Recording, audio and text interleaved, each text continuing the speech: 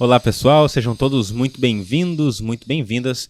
Nós estamos aqui em mais um sábado, em mais uma das nossas conversas, diálogos. Hoje com o Maurício Bacar. Maurício, seja muito bem-vindo. Olá, Hélio, obrigado pelo convite. Olá a todos do canal. O Maurício é astrólogo, numerólogo, geralmente a gente apresenta ele dessa forma, mas não pode ficar de fora também que o Maurício é artista marcial e professor de filosofia.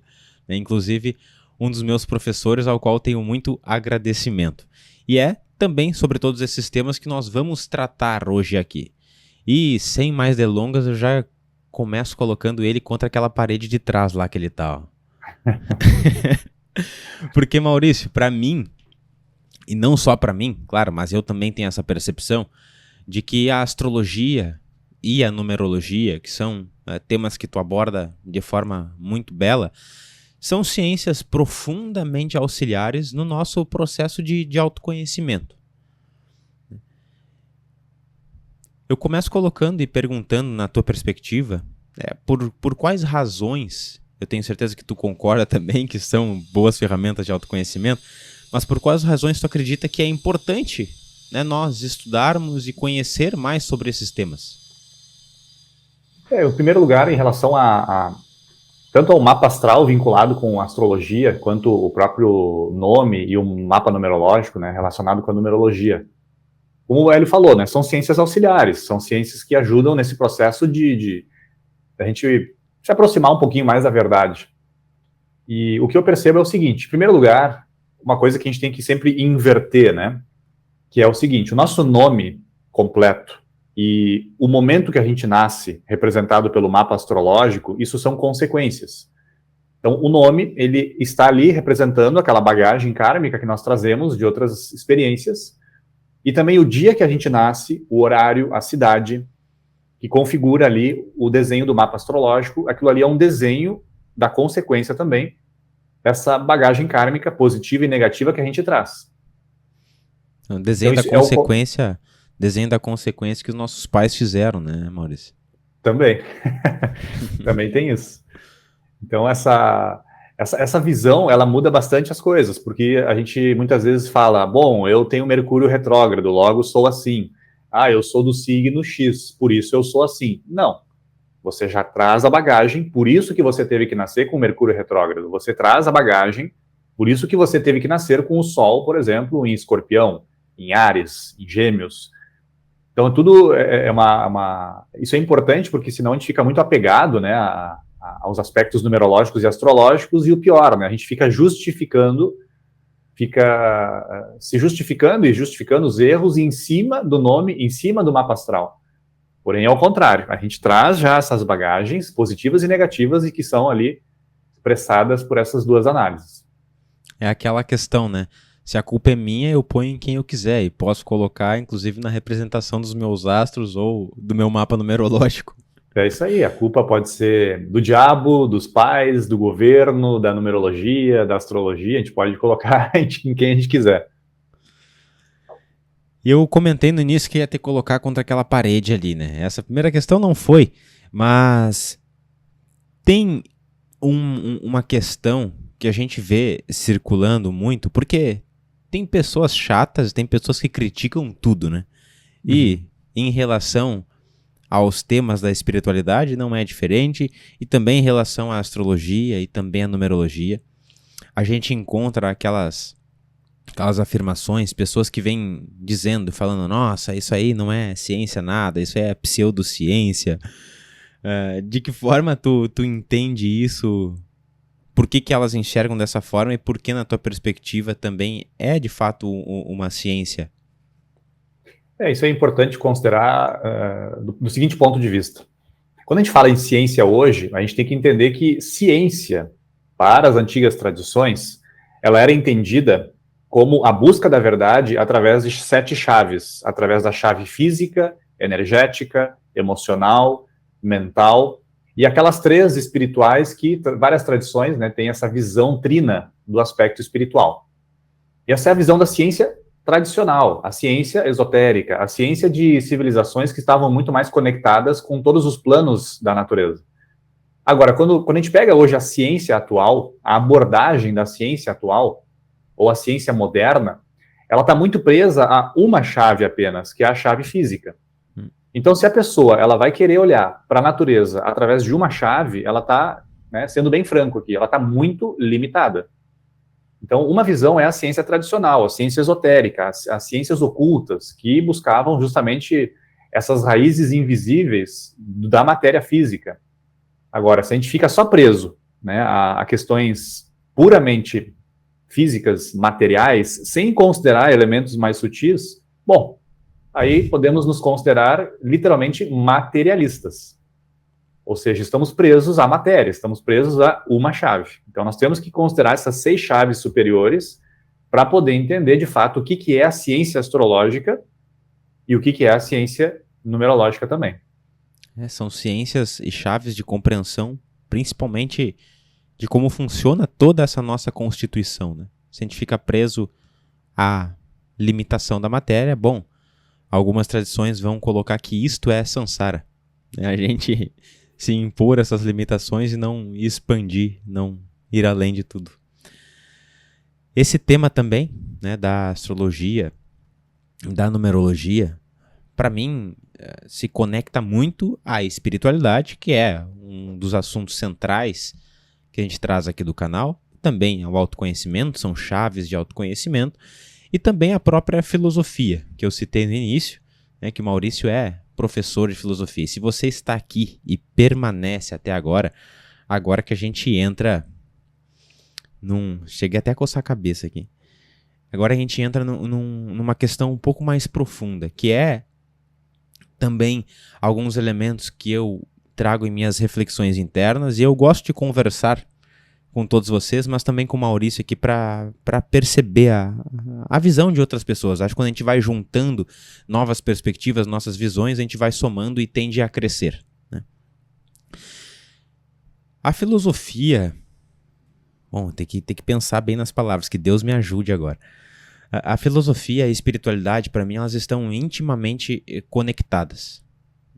O filósofo é aquele buscador por natureza, o que tem por ideal, né, a sabedoria, como a própria etimologia da palavra já diz.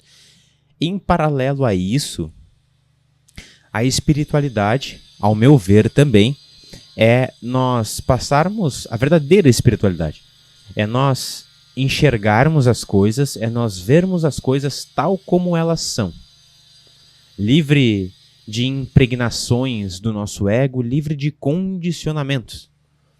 É daí, por exemplo, a importância da meditação, que é uma ferramenta que está presente em muitos dos caminhos espirituais.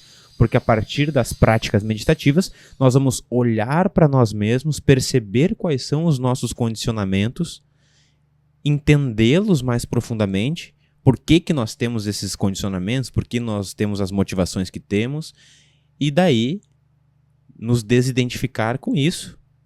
E essa desidentificação abre espaço para uma nova perspectiva e isso vai causando as transformações.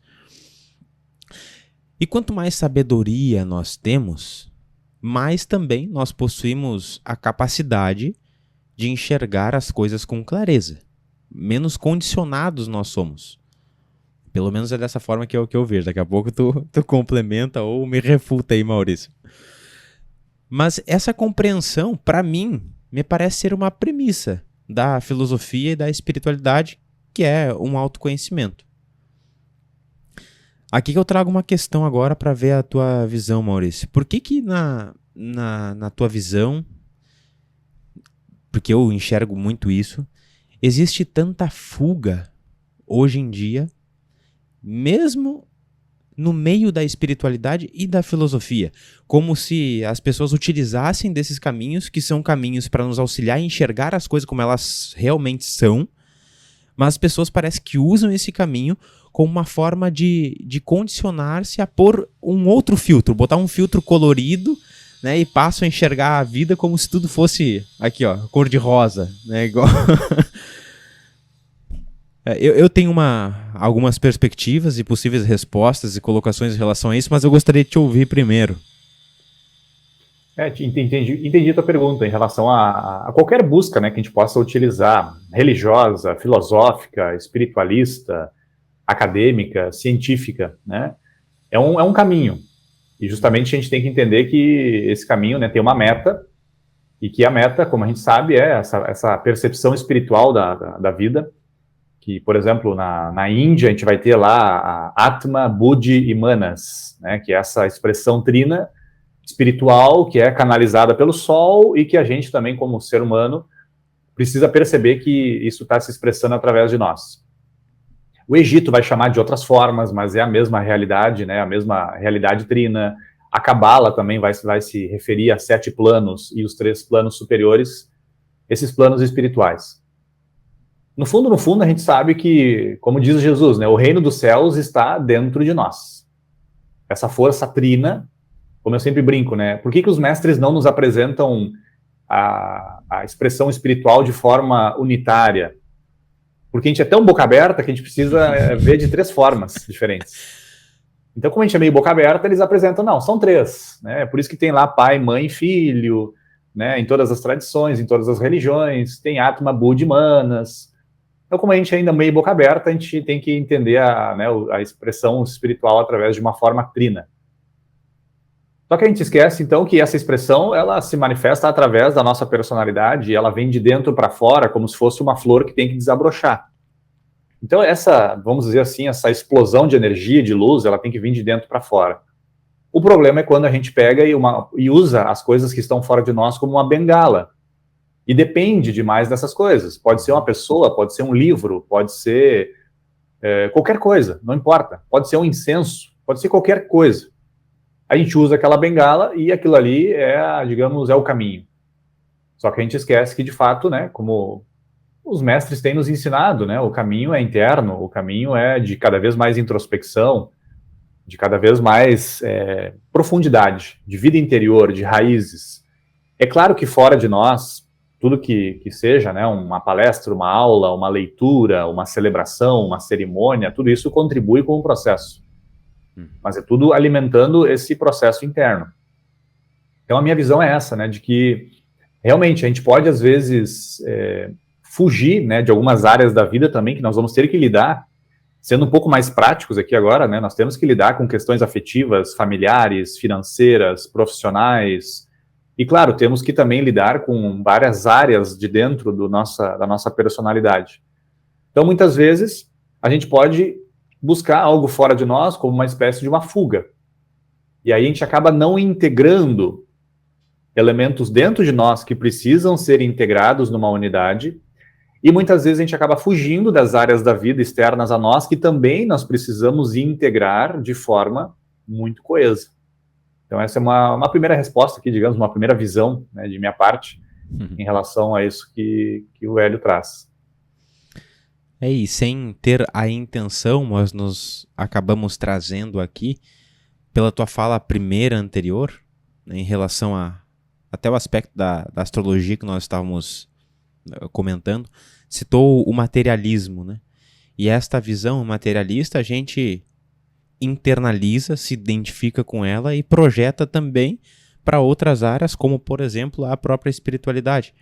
E aí, bom, não tenho, acho, a pretensão de falar melhor do que Chogyam Trungpa no livro Além do Materialismo Espiritual, né, que a gente tende a colocar essa visão em tudo e transformar este caminho que não é algo rápido e fácil, como sendo algo rápido e fácil, e aí a gente banaliza, e me dá um pouco de, sabe o comichão que dá interno, assim, quando eu vejo essas banalizações, esses processos nesse sentido em relação a esse caminho que para mim é tão caro, né? E essa também, complementando isso que o Maurício falou, já é um adendo nessa resposta, que hoje a gente tem essa cultura do fast food, né? Do rápido, do fácil, e a gente transfere isso também ao caminho da espiritualidade, que não é. Eu gosto de um bordão que um grande amigo utiliza, o Guilherme Romano, talvez vocês conheçam, tem canal aqui no YouTube também, que ele cita que o slogan da espiritualidade, do autoconhecimento, é o menos comercial de todos, é algo que dói, demora e dá trabalho. né? E a gente não está acostumado com esse esforço para ir transcendendo essas nossas limitações internas, que é tudo autoimposto, né? Não existe ninguém que venha de fora nos impondo essas limitações. E, inclusive tem as facilidades, como o Maurício comentou, não é nenhum aspecto só, são 3, tu pode ir por todos e todos os caminhos levam ao Pai. No fundo também eu vejo que a gente, por ter uma identificação exacerbada com a matéria, temos uma identificação exacerbada também com o nosso corpo, que é fruto da matéria, e tudo que advém dela, que é um instinto forte de sobrevivência, então a gente é apegado ao medo, e em essência somos apegados. E isso tudo gera sofrimento. Então a gente gosta de sofrer, a gente é apegado ao sofrimento, e por assim ser, a gente tem algumas travas internas mais profundas que não permitem a gente ir para a espiritualidade de forma sincera, eu diria. Que é olhar com vontade profunda de transformar e tirar esses véus que fazem a gente enxergar a vida cor-de-rosa, como eu comentei. E claro que em última instância, ou também em primeira instância, até utilizando a própria tradição egípcia, como o Maurício já citou também, que os extremos se tocam, né, tanto em última quanto em primeira instância, tudo é essa unidade, tudo é esse amor. Porém, não é para nós enquanto nós não experienciamos isso de forma verdadeira. Às vezes a gente fica só falando da boca para fora, né?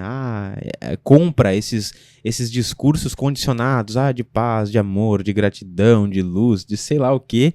Mas a gente não vivencia isso, então para nós isso não é uma verdade. E aí eu lembro muito de uma experiência quando eu estava na física. Eu fiz alguns anos de faculdade de física, 2 anos e meio, não concluí. Mas foram momentos muito, muito profundos, assim, de grandes tomadas de consciência. Eu lembro do primeiro semestre, tinha um professor de Física 1, um dos grandes professores que tive. O outro está aqui na minha frente, Maurício Bacar. Um dos outros, né? E na primeira prova que a gente foi fazer do semestre, ele colocou as provas nas nossas mesas e disse que a gente podia fazer em grupo, colocou algumas normas, assim, as questões no quadro e saiu. Tranquilo.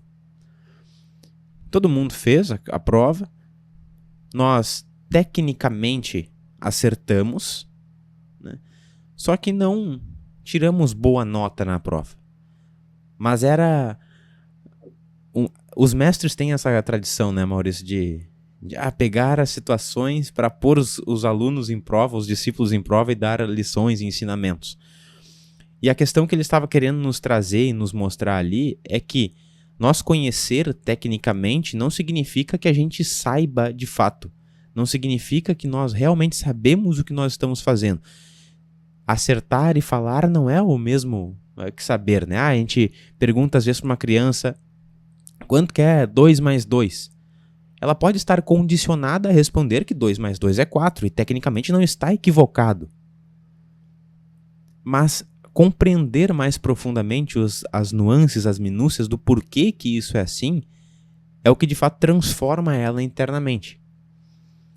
E nós vemos, pelo menos eu vejo, muitas pessoas com esses discursos de paz, de luz, de amor, que tudo é beleza, mas isso de forma alguma significa que elas vivenciam isso, que elas sabem isso. Não estou com isso também dizendo que eu vivencio, que eu sei profundamente. Não, mas pelo menos eu sei que eu não sei isso. E isso já me traz pelo menos um pouco mais de pé no chão, de discernimento, para ficar atento a tudo isso que eu vou trazer, inclusive aqui nos vídeos. Então essa é, ao meu ver, também mais uma possível resposta em relação a tudo isso. Acrescentando só uma frase que me veio aqui, que está bem na linha que isso que o Hélio falou, né? Tem um livro que eu gosto bastante, que é de uma médica, que ela acompanha os pacientes, né, nos seus últimos dias e semanas de vida. Então é a especialidade dela. O livro é A Morte é um Dia que Vale a Pena Viver. E ali dentro tem uma frase excelente, né, que a verdade não é um conceito, é uma experiência. Então é isso que o Hélio falou, né? É muito fácil a gente dizer aqui que o universo é unitário, que o amor é a grande força, etc, etc. É muito fácil, né? E racionalmente a gente compreende.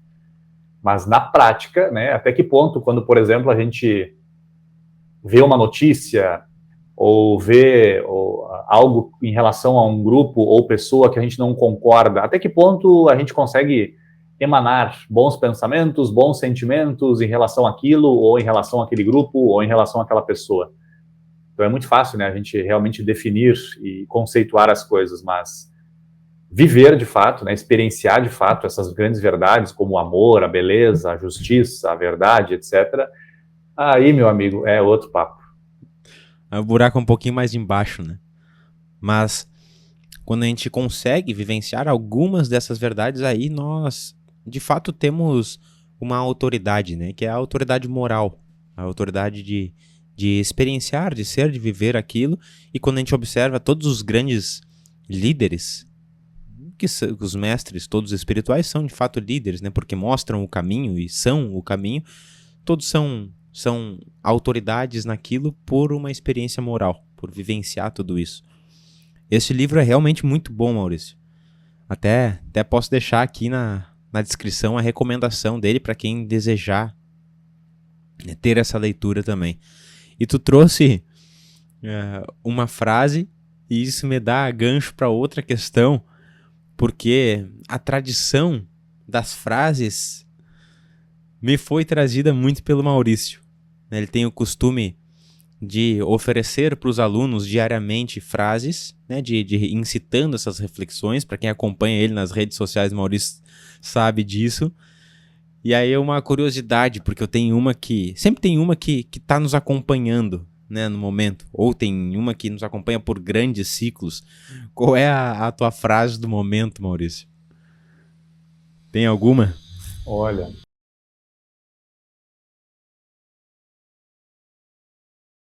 Boa pergunta.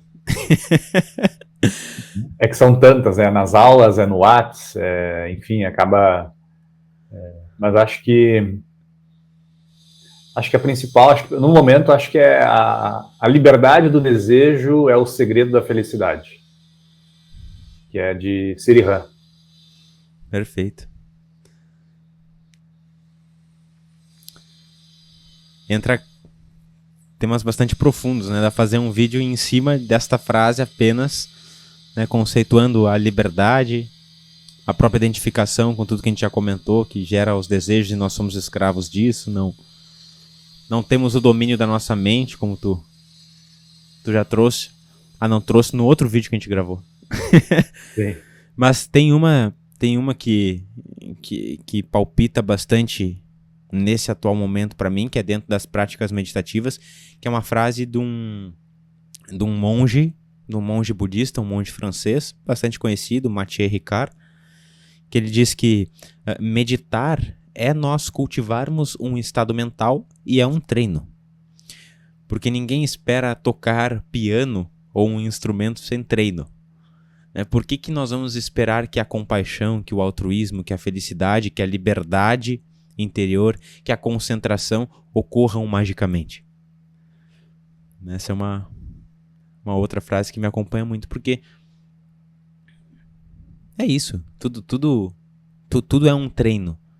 Nós vamos nos recondicionando até o momento que a gente retoma lá aquilo que já trouxemos aqui no vídeo, que nós nos descondicionamos por completo e aí passamos a ver as coisas como elas realmente são.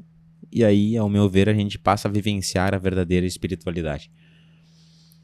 E o grande desafio é justamente também o que os indianos falam muito, né? O treinar sem apego ao resultado. Aí também é uma outra coisa muito sutil, né? Que a gente tem que ter um cuidado, né? Para a gente não achar que, como o Hélio falou, né? Não entrarmos nessa ideia de que em um final de semana a gente vai dominar a mente, ou em 2 anos a gente já vai ter conquistado o nirvana. Não, as coisas são muito mais lentas, graduais. A ideia é a gente treinar e sem estar muito conectado ao resultado. E quando a gente menos espera, né, o fruto desse treino vai vir, mas vai vir quando a gente não desejar mais esse fruto e não entre aspas, não querer mais isso, né? Aí a natureza vai ver, bom, essa pessoa aqui já não deseja mais, então agora eu vou abrir esse campo aqui, eu vou abrir essa porta para essa pessoa, porque ela já compreendeu o que é a ideia do treinamento real, né? É um conceito que se expande muito dentro do Karma Yoga, né? Que é a própria reatação, que é essas ações desinteressadas. Quando nós estamos livres de segundas intenções, a vida, o universo se desdobra, se abre para nós. Isso a gente experiencia de forma muito, muito fácil até nas nossas relações interpessoais. Tenho certeza que você já vivenciou algo do tipo. Por exemplo, eu chego aqui para o Maurício, nessa nossa conversa, com interesses por trás, escondendo. Eu vou conversar com o Maurício. E aí eu coloco uma questão tentando pescar, né? Tentando buscar algo que ele tem de informação, que eu tenho segundas intenções com isso. Nós já trouxemos aqui, nós somos muito mais intuitivos do que a gente imagina. Né? A comunicação verdadeira ela é muito mais a nível do inconsciente do que das aparências, do consciente.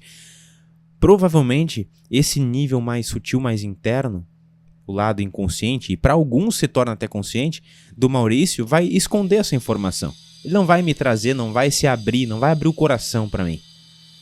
Porque tem uma segunda intenção e isso trava.